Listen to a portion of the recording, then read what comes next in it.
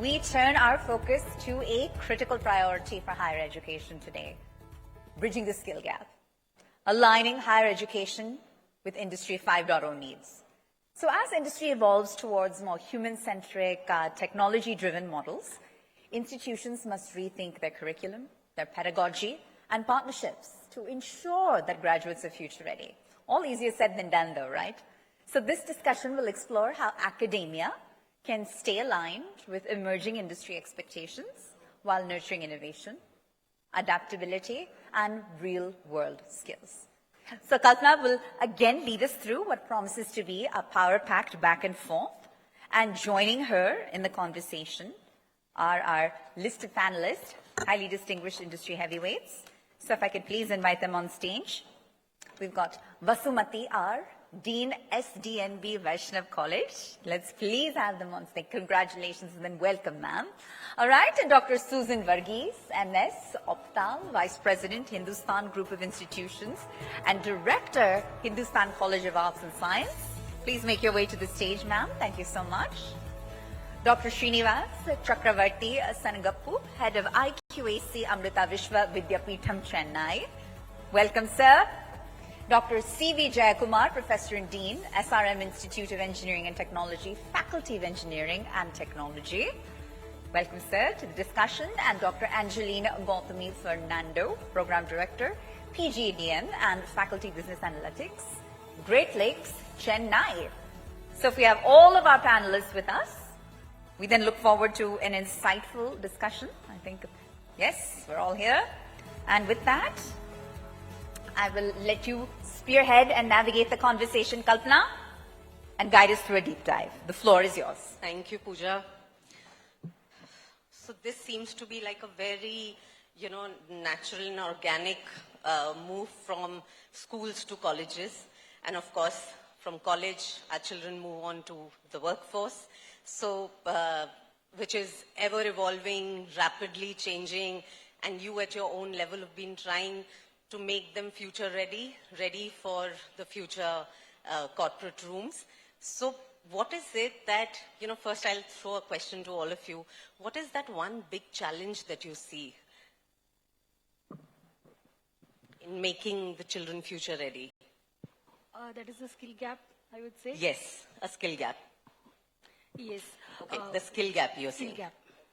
Okay, great. We'll go into detail during the discussion, yes. Yeah, so good afternoon and very happy to be here. So as we had this very important and pertinent question, I would say communication would be the biggest challenge that we are seeing right now.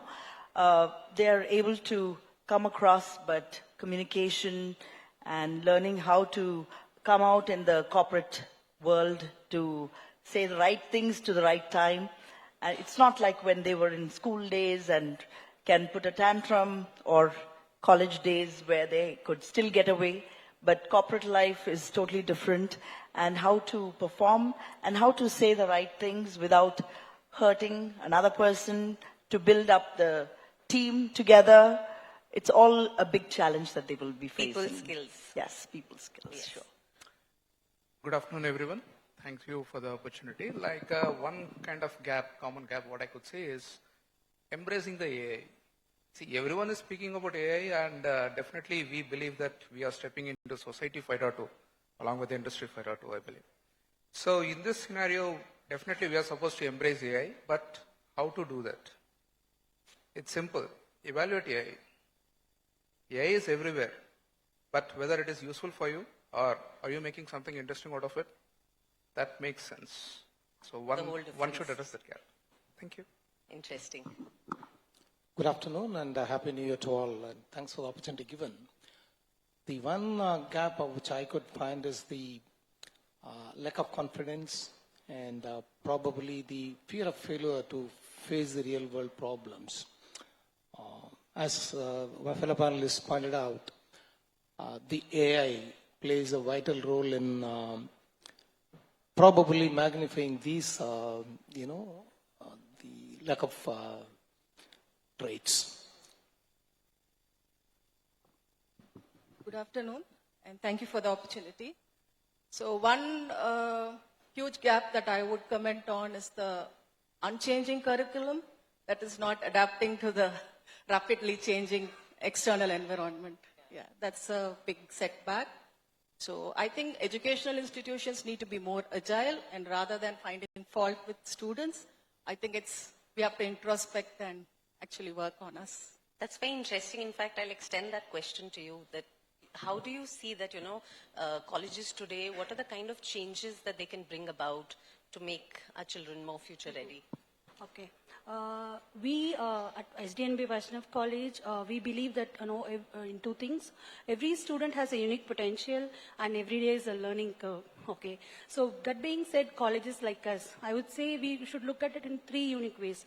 One is curriculum transformation. Another one would be the pedagogy shift, and the third thing would be the role of AI. The Gen AI, which is the current trend. When I talk about curriculum transformation, we should always, get in touch with the industries and keep on revising our curriculum, catering to the industry needs, and encourage students to work on more real-time projects. And the pedagogy shift, when we talk about that, traditional way of teaching and learning is gone. So we have to encourage students to learn in a more experiential way. It should be a 70-30 model, 70% of practical skills and 30% of theory. That's what I would recommend. And also I would encourage students to take up more internships and also entrepreneurships, so that, we don't provide just the job seekers. We should also produce job providers. And also the assessments, what is the traditional system that has to be replaced with the competency-based outcomes. So if those kind of changes and pedagogy shift comes into place, parallelly we should talk to industries and try to bring in more of a train and hire programs and hire and train, where the industry steps into the college, share their curriculum, and we work out the academic team based on the inputs given by the industry and make them industry ready. And the students can get better placements with good packages. That's what the destination is all about, right? And coming to the role of Gen AI, we should look at it as a co-pilot. In other words, it's AI assistant. If it is used as, just the copy-paste tool, the risk is very high and the usage of AI gets diluted. So we should have an AI policy across colleges to teach about the ethical usage of AI at the student level. That's what I feel. Thank you. Yeah, thank you. And I'd like to ask you, you spoke about people's skills. There's healthcare, technology, so much that our children learn. And they all have a high decision impact, But what is it that you feel, according to, I'll exactly read the words, handle moral complexity and responsibility? How can we enable that? So very pertinent question also, Kalpana. Basically, since you talked about healthcare also, I'm a medical professional also. And it's been found that 1 out of 10 deaths which happen is also not just due to a technical error, but due to moral and ethical decisions which are made. And it's been found that less than 5% of our education, that is actually literally 2.2% of all the curriculum, has even got anything substantive about ethical AI usage itself.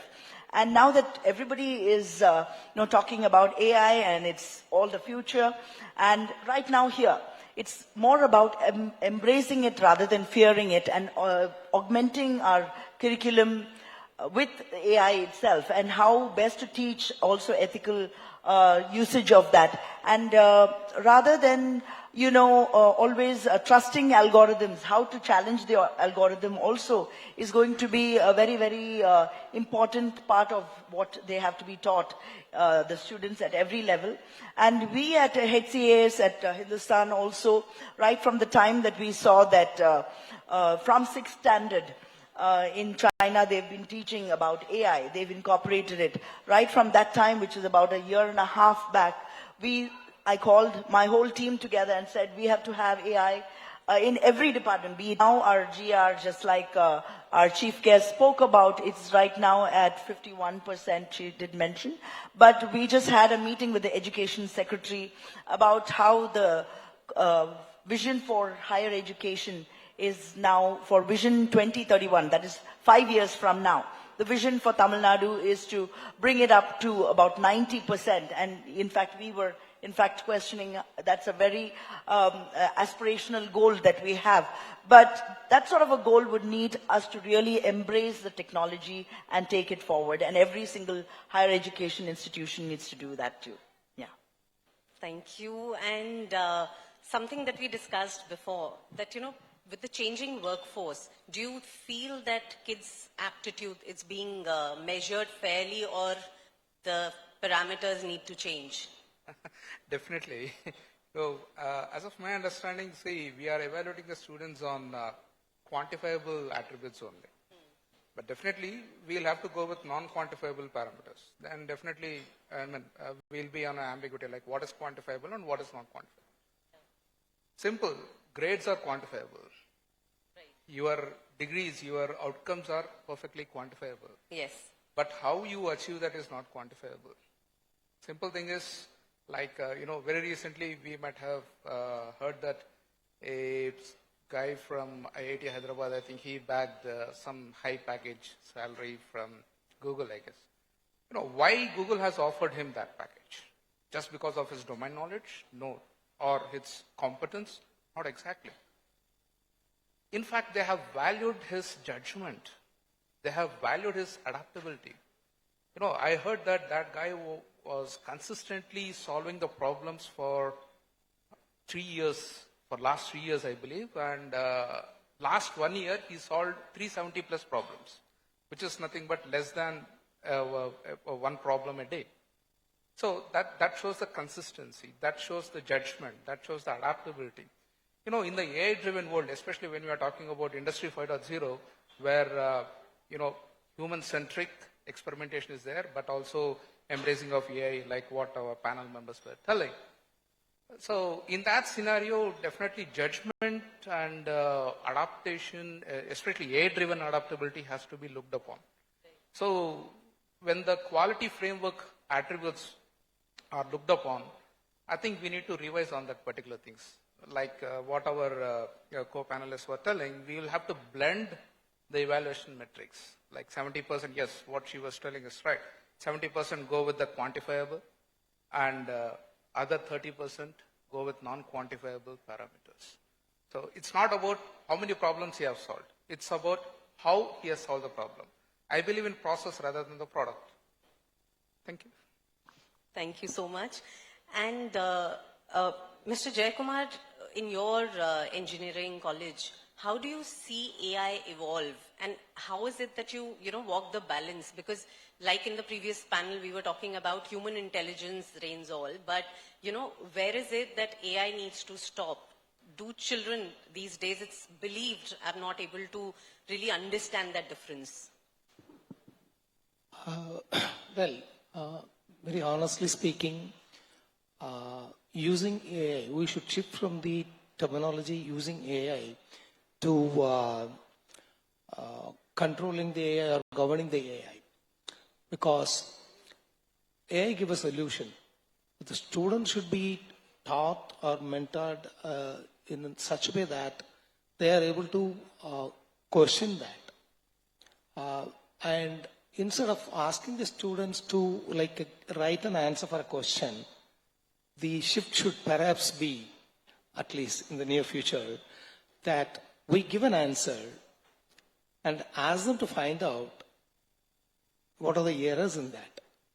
Be it a design generated by AI, or a project proposal or a project report generated by AI, or a diagnostic interpretation by AI. The student should be able to understand and find out what are the mistakes in that, the report as generated by AI.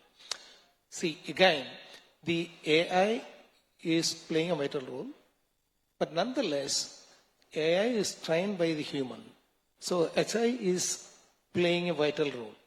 So HI should be prioritized than the AI.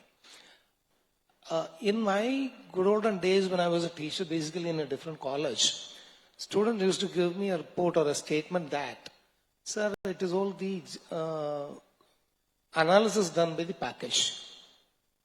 Then immediately my question was, fine, the analysis done by the machine or the package, but what is that? You give an answer.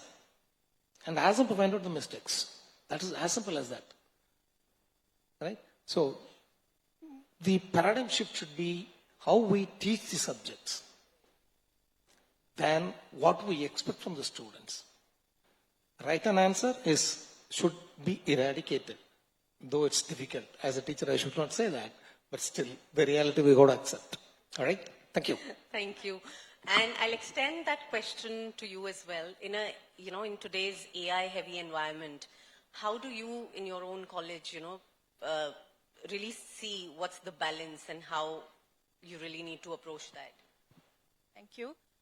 I agree with my co-panelist on this, and that we should encourage experimentation among students. So we are a B school. So at Great Lakes, we encourage a culture of experimentation and, of course, engaging with real-world problem scenarios, as some of my panelists pointed out. So what we do is, so if it is Industry 5.0, they're going to augment the existing workforce along with bots and AI. So it is going to be augmentation. So then the ground truth for these machines comes from humans. So therefore, students are taught to build domain expertise. So therefore, when they work with real-world problems, they build those domain expertise.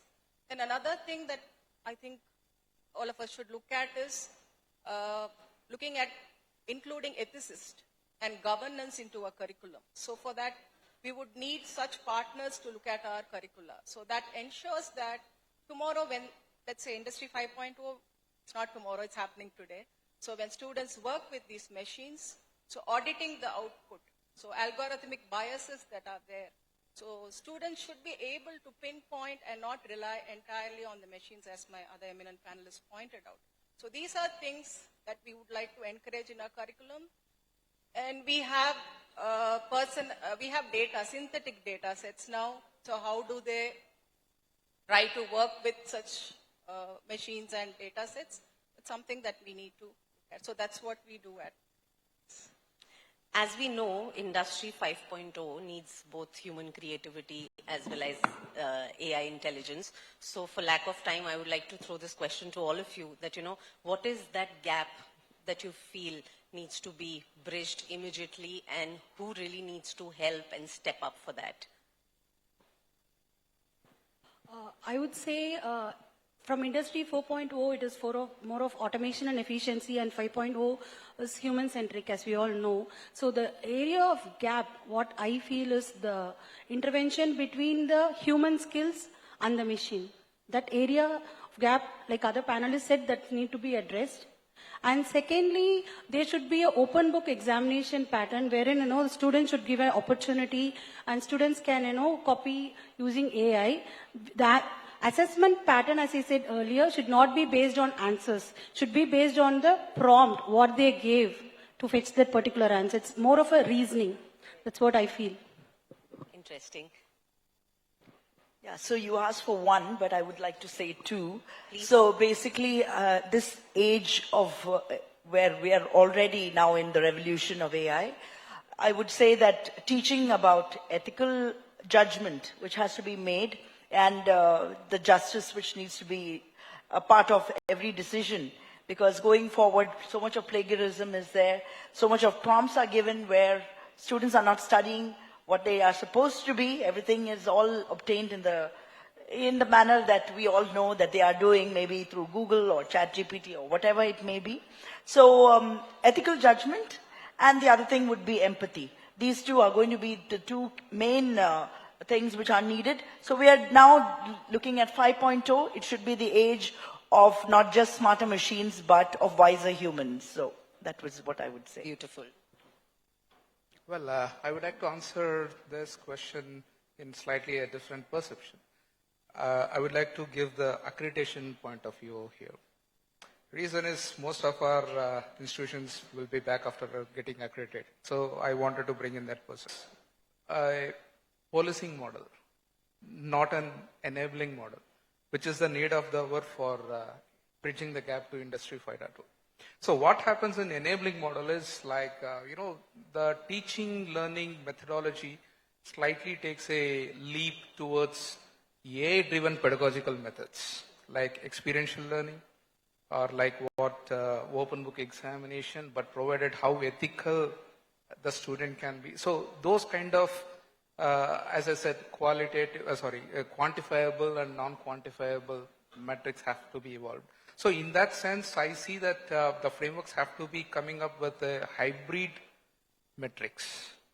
So definitely, if we have such a strong hybrid metrics, then we can fill this particular gap. I don't see that thing. Thank you. Quite a pertinent. To bridge the gap between the academic and the industry expectation is, Industry 5.0 talks about the resilience and then all that stuff. But the student should be made to understand and made to appreciate what is wrong, what is right. See, the industry, there is a difference between engineers in an industry, an average engineer and a seasoned engineer, where he will be able to identify why he accepts this solution, why he rejects this solution. So if we toggle between these two, and if we're not able to do that, then AI, anything cannot help these students. So students should be given an understanding that AI or the solution given by AI is not the final and binding. You got to have an authentic identification or a justification of the solution given by the system. If not, again, we need to train the model, train this machine, and then get the corrected expected outcome. So that will probably bring down the gap, though not completely close it. So over a period of time, we might expect that the gap between the industry expectation and the academic, the producing the students becomes a small dot. Till then, it's going to be an iterative study, I believe. All right, thank you. Yes. If I have to talk about a single cap, then another thing that we haven't discussed, I just want to add on. So I think in all humility, faculty members, currently we lag. Students actually know more tools, they are more familiar. And if we have to get an industry-ready workforce ready, I think as part of curriculum or part of institutions, we should have sabbaticals for faculty, maybe short-term industry interaction where they upgrade themselves and come back so that they can prepare the students for 5.0. So that's something that I would like to recommend. That could be a gap. Interesting. You'd like to add something? To add up to that, we have a principle called Faculty Industry Immersion Program, where the teachers are deputed to various industries for about a couple of weeks or a month to upgrade themselves on the recent developments in the industry. And when they come back to the college, they disseminate the knowledge they gain there to the students so that the students are equipped more with the recent development in the industry. So in SRM, we adopt that. The faculty are expected to undergo FTPs and FIIPs, wherein I equip myself with the recent developments and the technologies in the particular chosen domain. So that could probably reduce the gap. Yes, absolutely. That sounds like a very interesting. Yes, please. Yeah, I would like to add one more point on top of it. We would also like to encourage our teachers to undergo in short duration internship programs and intrapreneur programs, wherein they'll also get some practical exposure, and it would definitely help the students' fraternity. Thank you. Thank you. And with this, on this note, humans first. Yes, please.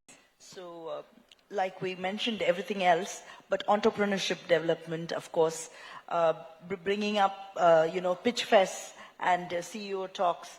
And we have established seed funding, which is in our campus itself, so that we don't just talk, but we show them how to walk the talk and develop their own ideas, because nothing like our student body with their brilliant ideas and, the way to go forward with new startups. So we help them, handhold them through the whole process also. So that is definitely going to be that big skill gap that is being upgraded. And then, of course, also the World Economic Forum says 50% of our faculty needs to be upgraded, upskilled by 2030. So in 5 years' time, we are looking at all of them being upskilled to handle the new age of the beta generation of children who are coming, skilled right from day one. When they are born with AI technology. So that we have to learn and unlearn how we have done many things and relearn many things too. Thank you. It's lovely to see that all the educators themselves, identify the gaps and are working towards it. And thank you so much for joining us today.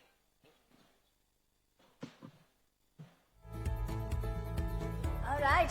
Thank you to our Power Pack panel once again. And Kalpana, I ask that you please present to each of our panelists a token of gratitude, a memento, our way of saying thank you from the Times Now In Education Summit team, South Edition.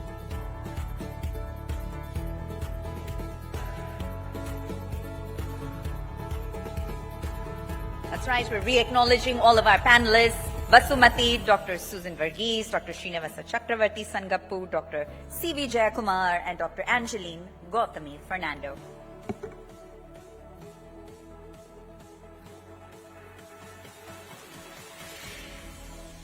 They've truly done justice to the topic, which is bridging the skill gap and aligning higher education with Industry 5.0 needs.